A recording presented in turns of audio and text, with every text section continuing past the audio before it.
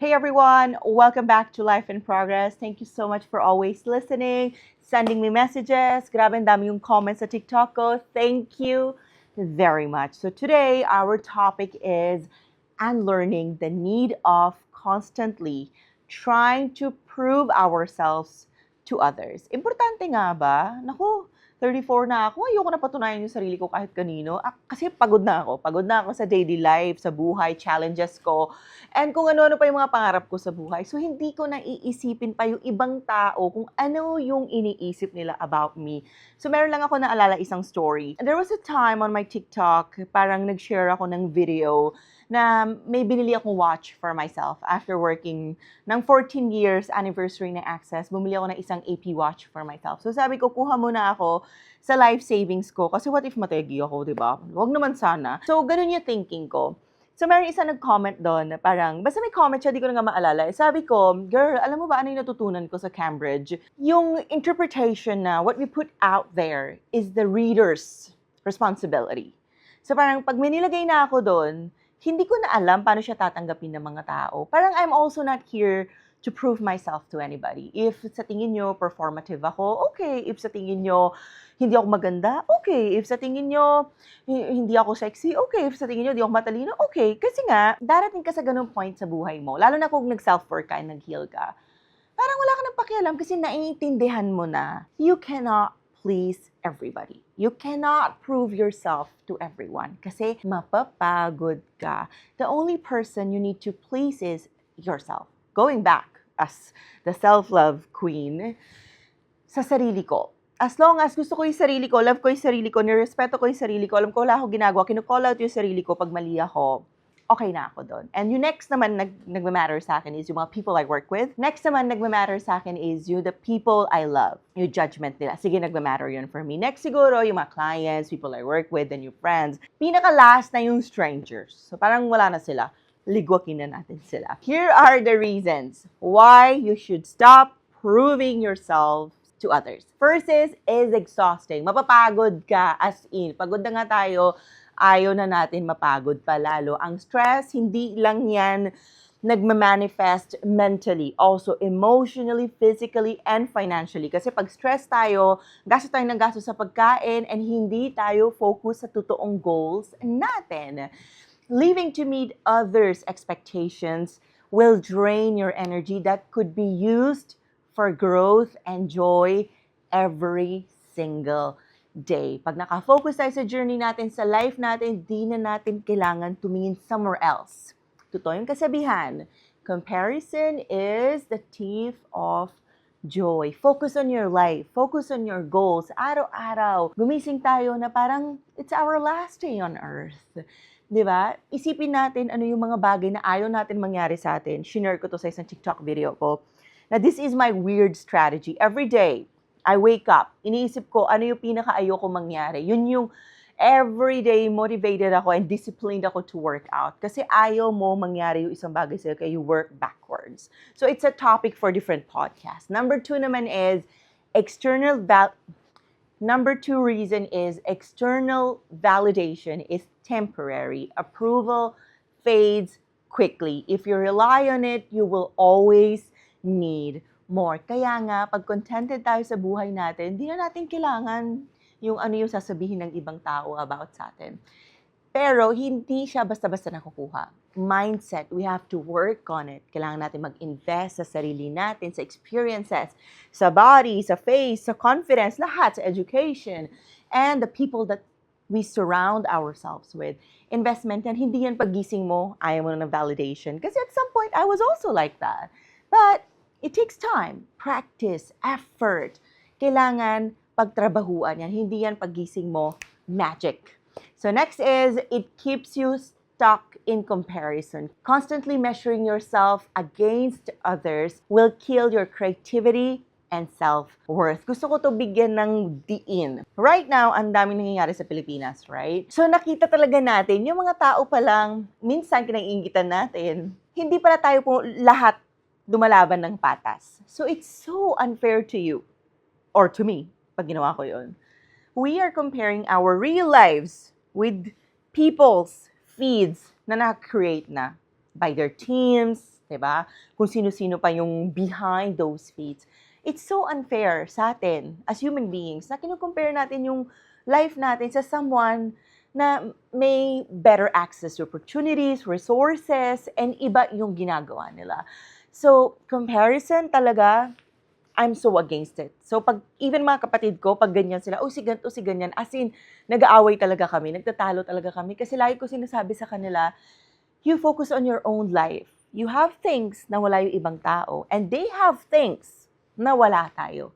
Kasi, that's how life works. That's how the world is. May mga bagay ako na wala yung iba. So, hindi pwede nagko-compare tayo. Kasi minsan, compare tayo na compare. Oh, yung business ni ganito, grabe. Oh, si ganito may bahay na sa Rockwell. O si ganito, may asawa na. O si ganito, may anak na. Hindi natin alam. Yung anak pala na yun, pinasurrogate. Yung anak pala na yun, it took them 5 years. Yung anak pala na yun, ang daming pinagawa ng girl para mabuo yun. Di natin alam yung story kasi we are just looking sa surface level lang. Yung labas lang. Di natin nakikita ano yung nangyayari. Yung business na nag-take off. Di natin alam, umutang pala yun. Di natin alam, di pala natutulog yung may-ari nun. Di natin alam ano yung sinacrifice ng taong yun para maging successful yung business.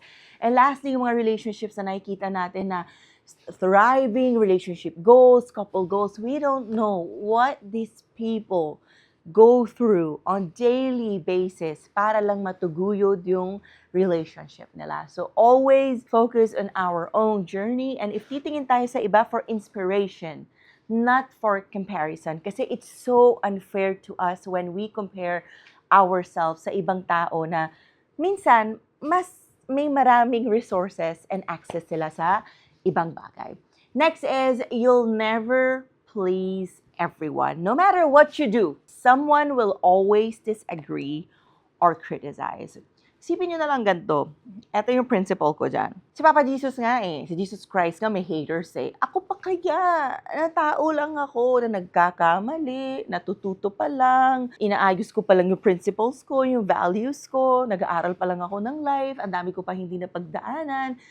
And I believe the best days are still ahead. Kaya I'm here to learn, to make mistakes, to grow, to admit to myself na nagkamali ako, to accept criticism from people. But I am not here to please everyone. Kasi hindi mangyayari yun Someone will say, oh, Angeli, ang pangit ng buhok mo. Buhaghag. Someone will say, Angeli, ganda ng buhok mo kasi ang dami mong buhok. Someone will say, Angeli, ang ganda ng ilong mo. Someone will say, Angeli, ang laki ng ilong mo. Yung iba nga sa TikTok, Diyos ko, naging trans na ako, naging lalaki na ako, naging kabit na ako, naging na ako, sugar baby na ako, kung ano-ano. Kasi nga, I can't please everyone. I won't be able to do that.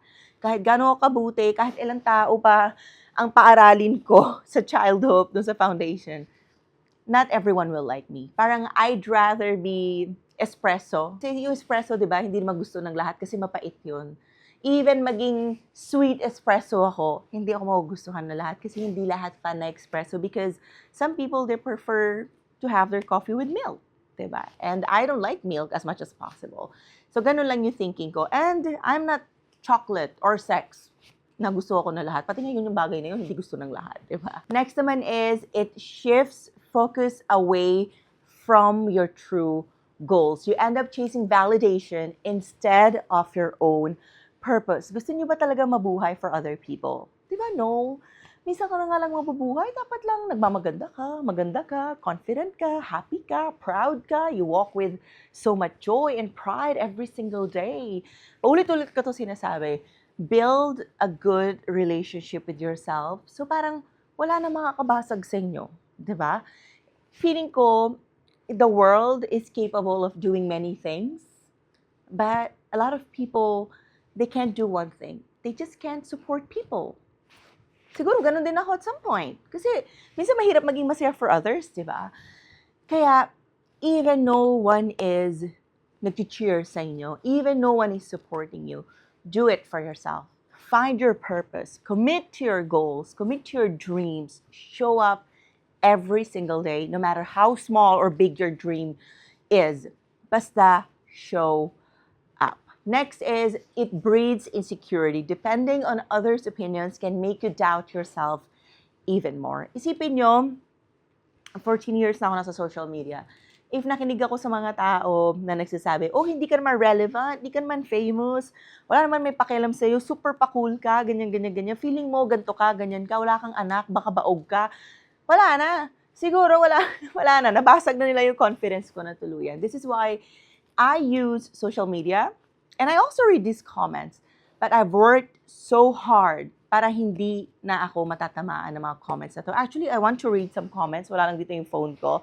One of these days, babasahin ko yung mga comments. Basta kahit pag nag-live ako, there are people who make fun of me kasi never pa siguro sila nakikita ng mga foreigners. Kaya iniintindi ko na when people call me, trans ka ba? O, di ba? Medyo nakakatawa siya.